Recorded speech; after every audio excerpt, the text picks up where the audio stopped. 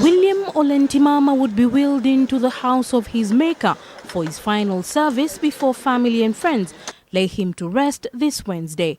As leaders stood in respect of a fallen hero, grandchildren who knew him only as Kakuya in the Ma language ushered him through the aisles of the All Saints Cathedral to take his place a few meters from the pulpit. Though she sat not so far from her lifelong confidence casket, Dorcas Pedelai Ntimama would not speak this day, as her memories of their 60 years together would be brought to light by her children and her children's children. Alaibon foretold of his birth.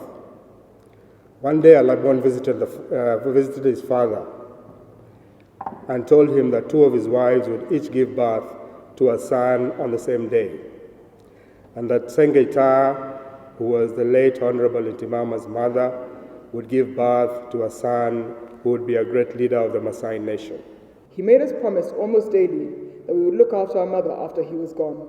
I see him as this very tall, very slim, handsome man with this gap in the mouth. To those who went to school with him at Government Maasai School and Kahuhia TTC, he was known as Ronkorua, a 6'5" young Maasai man whose hearty laughter would light up the smiles of many in a room.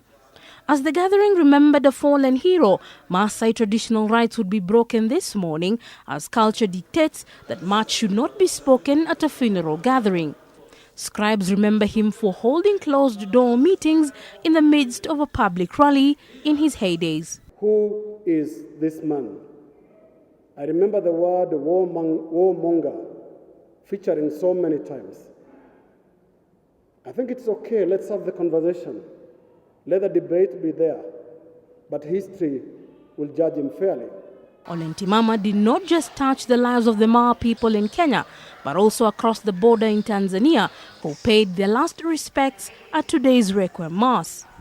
Maneno ya mzee Ole Ntimama asiende bure,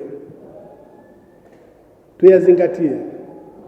Kwa hiyo napendekeza ndugu Mheshimiwa Kaiseri, utuite wabunge wa wafugaji pale kwa Kajiado, tukae tuzungumze maneno ya mzee Ole Ntimama tunayatekeleza vipi. For his political friend Raila Odinga, his passion on the Mau could have been misunderstood as his quest to fuel a war among communities living in Kenya's largest water tower.